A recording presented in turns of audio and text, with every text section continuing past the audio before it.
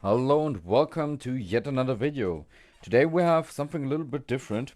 Today we have a B350 gigabyte AB350, but this time it comes with the processor. This is a 1600X, a Ryzen 5 1600X, and I got this as a bundle, and they were supposed to be not booting up. First thing we're going to do is we're going to see for shorts on the 12 volts, because I would expect when something comes with the processor as well, I would test like that. And the good thing here is we can test things separately, which means we don't know if the processor is faulty or the mainboard is faulty. It could be both. It could be none of them. We had that before. It should be quite easy for us to find out if one of those two is faulty and the 12 volts don't look shorted in any way. So that is good. That is not a problem. Just wanted to clarify that. I already see there's dual BIOSes. I hate dual BIOSes on gigabyte boards. This always seems to not work properly as it should. Let's fixate the problem with this board. So I haven't touched anything here except of doing the measurements, and one more measurement that we're going to do together at the beginning is see what the BIOS battery says. And the BIOS battery is good, 3.1 volts. So let's now get this hooked up, get our power supply in here, and see how this board will behave. And as we can see, we have 170 milliamps, which is quite something, to be honest. I would expect it to be lower because we have no LEDs or anything on here. So we have post LEDs in the bottom right. We have CPU, DRAM, VGA, and boot from top left to bottom right. And yeah, let's see. Should we instantly get a VGA? Let's just go for it. Let's get a setup here. So now everything is hooked up. We have 1 stick of RAM. We have a DDR tester right there. Then we have our VGA card. We have a power button in the bottom right and a speaker. Don't mind that up there. This is the previous board that I was fixing. That is just a stuck image. And yeah, this is the 1600X, and let's see how this behaves. Okay. Interesting. Power consumption looks very good. We even have cycling, DRAM. All of the LEDs came on. And right now we're stuck on a DRAM LED. Going back to CPU. This is a good sign, DRAM. Let's see if we go to VGA next. I'm going to put a cooler onto here. And going back to CPU again. On DRAM. And CPU. So I think we already have the first problem here. We are cycling between CPU and DRAM. First, so this could have multiple problems. This could be actually the DRAM not being recognized in one of the 4 slots. This could be because of the CPU, where the memory channels are broken or dead. And this could be a BIOS issue. So let's go for the easiest solution first. Let's try to turn this off. And the easiest solution would be to just swap out this memory into different slots and see if anything changes. So let's try that. So this doesn't have any change. Let's now get this in a different slot. Let's swap with the DDR tester out, or the DDR postcard. Let's go into there and let's try now. And now we go to DRAM and let's see. And this time we're longer stuck on DRAM, actually. But back to CPU, DRAM, and let's see if we can continue. But as far as it seems, we go back to DRAM all the time. Yup. So we cycle between CPU and DRAM all the time. So we have one more slot to try out. Let's go in the very last one. And we have same behavior so far. CPU, DRAM, back to CPU. Okay. So that isn't working. So let's now, because we know our DDR isn't being recognized, let's put in the DDR tester and see if we see any broken lines. And right now, we can see there's This is kind of hard to see, but there's a single LED missing in the bottom row. So in this row right here, these should be missing in this row, but there's a single one that shouldn't be missing.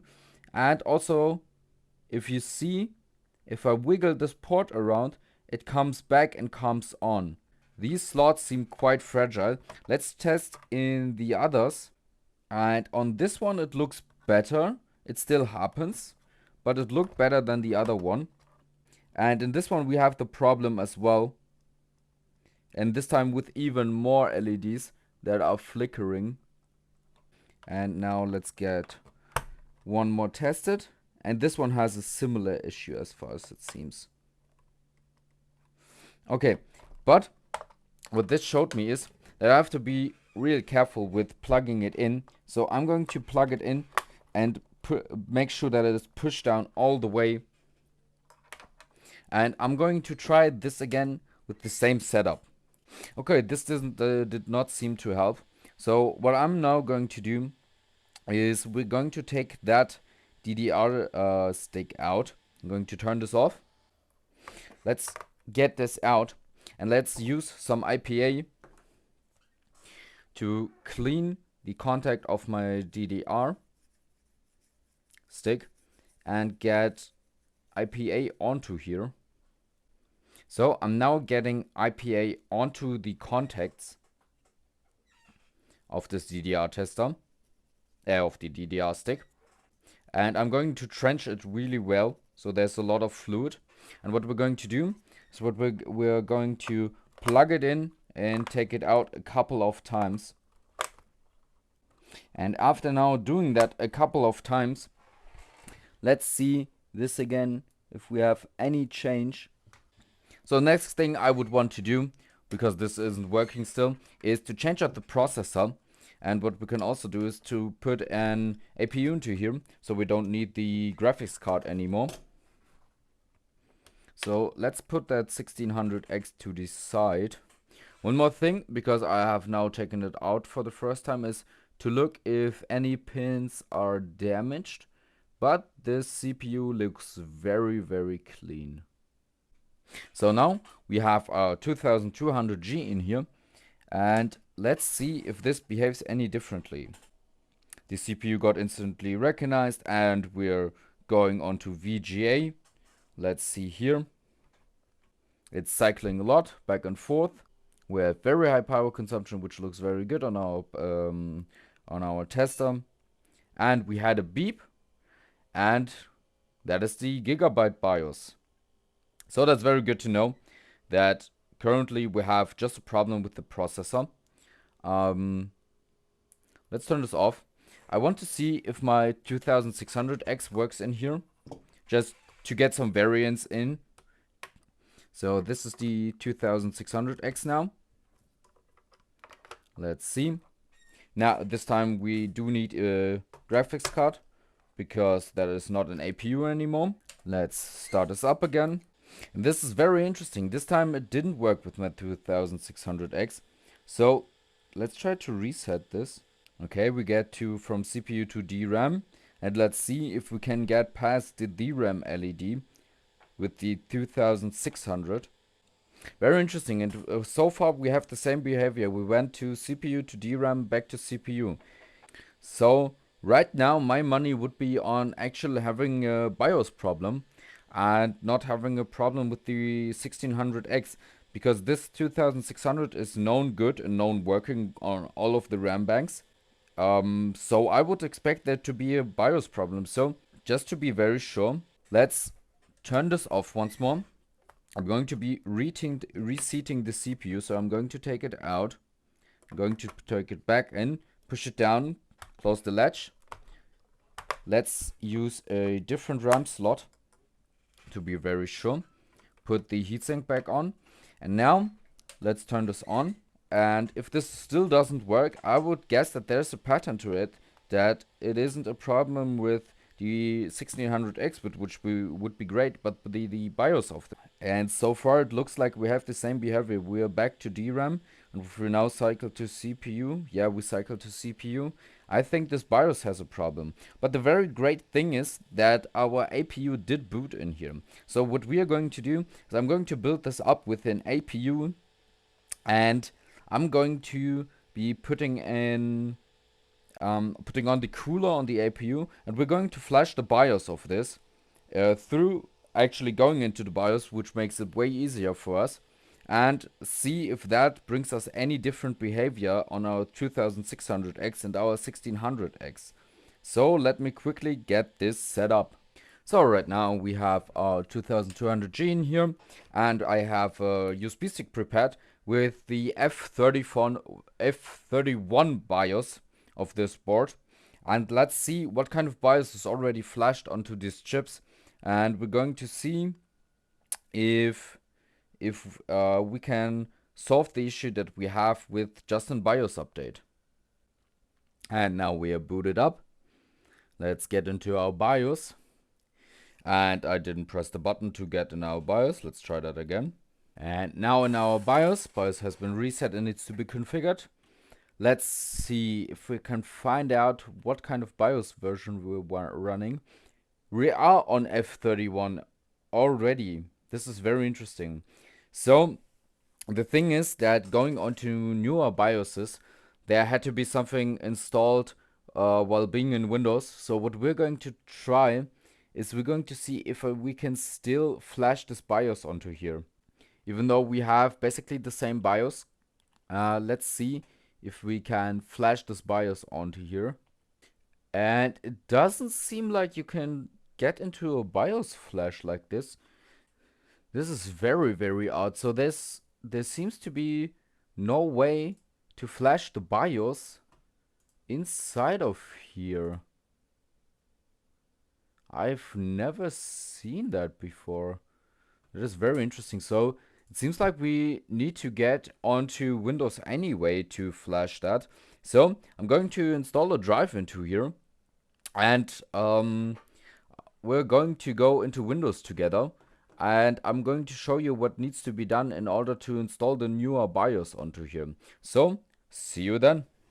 And right now we have a very interesting occurrence where upon loading Windows, our board actually hung up. So let's turn this off. Let's get also a SATA into here, SATA HDD, and see if that can make a difference, if it can read at least one of those. And we seem to be hanging again because I cannot hit anything. So I'm hitting F12, F9 or delete and end, and none of these seem to work. But the interesting thing is I just spotted Q flash is to enter with end. But we cannot use that yet because I've told you we need actually to use to install something before we do the BIOS update.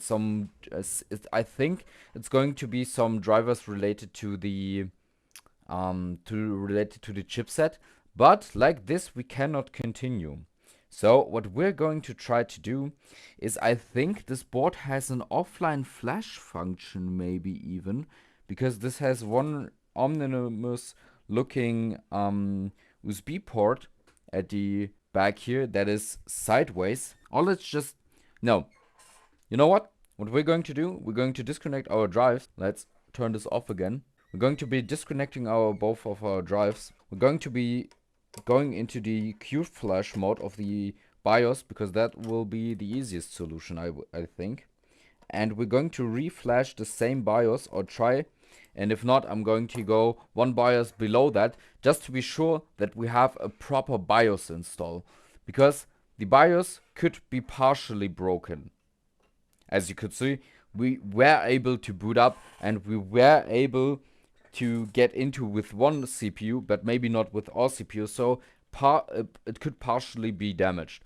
So we're going to go into the Q Flash Manager, and we probably need to connect our USB stick to this port. And now let's see. Okay, it restarted. Okay, we need, oh, this time I see the Q Flash. Interesting. Maybe I was blind, okay? Maybe this was my problem. Let's save the original BIOS onto here. Original dump, just in case. we're saving the BIOS quickly. Okay, the BIOS image is saved, and let's now update the BIOS, and let's see if we can use this image to flash.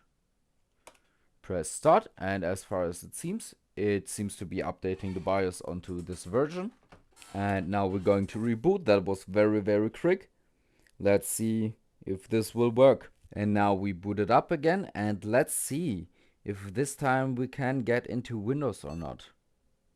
And this time it seems we're going into Windows. So we had a very similar problem on a different board already, where we couldn't go into Windows, and after doing a BIOS flash that actually worked. So I'm going to get this set up into Windows, and then we're going to see for what we need to do to update the BIOS on this. So I will see you then on the Gigabyte side. So right now we are on the Gigabyte side, and as you can see, for the F40, it says if you're using QFlash utility to update BIOS, make sure you have updated BIOS to F31 before F40. Before update BIOS to F40, you have to install EC firmware update tool B or later version to avoid FORDIM DDR compatibility on 3rd gen Ryzen CPU. So we're going to have to install this EC FW update, firmware update for the EC chip, and let's find that now. So I'm not 100% sure if this is the right one, but I think this is the AMD chipset driver that we need to install. So we're going to be downloading that and going to be installing that. So, and I had a further look, and the actual thing that we want is the EC firmware update tool. So it is something else, but that is good to know. That's the first time I've encountered this. So let's now go into our downloads and let's install this update.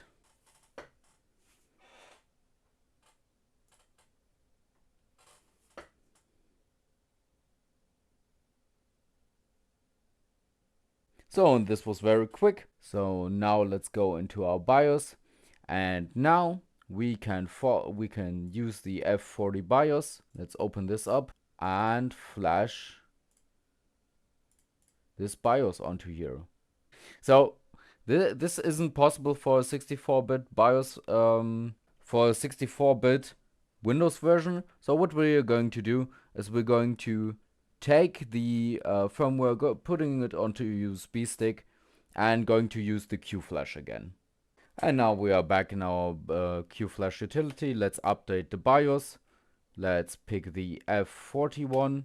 Let's continue. Invalid BIOS image. That is very interesting because I've just downloaded that BIOS. I'm gonna quickly download a different BIOS from with my PC. Be right back. So, and now I have a F41 BIOS, and this seems to be verified. And let's update the BIOS now to the F41. And now we're rebooting. And now our BIOS has been updated.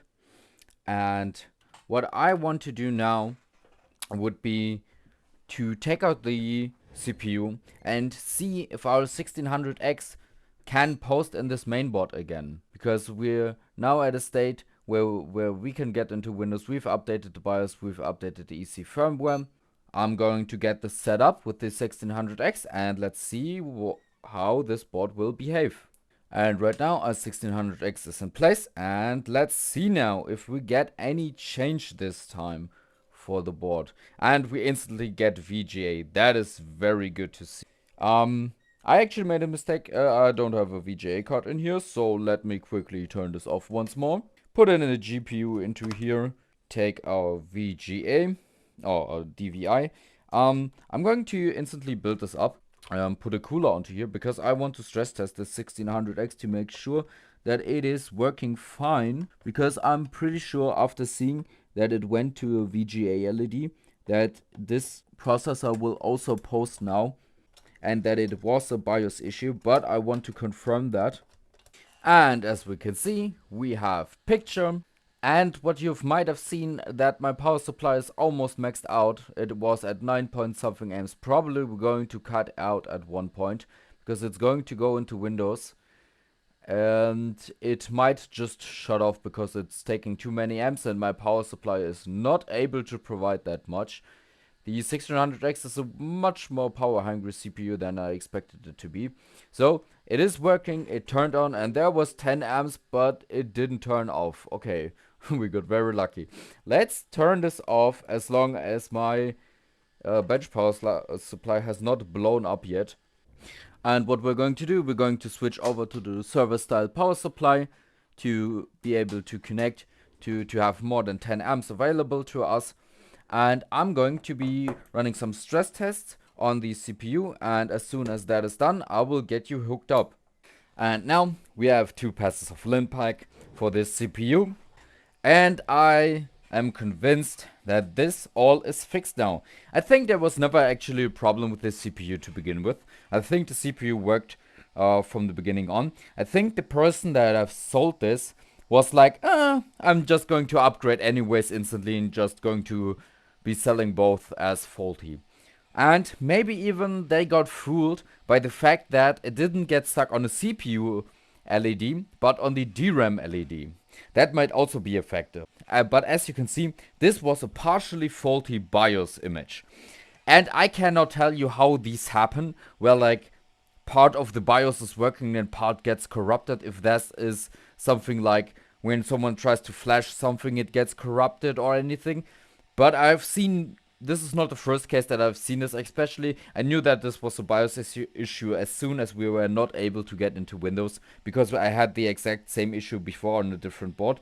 But now this is fixed. This showed very, very well how important it is to have multiple different processors on hand to be testing, especially those APUs are so valuable of testing AM4, like the 2200G and the 3000G that I have are just really great for testing and making sure that something works and getting into the BIOS.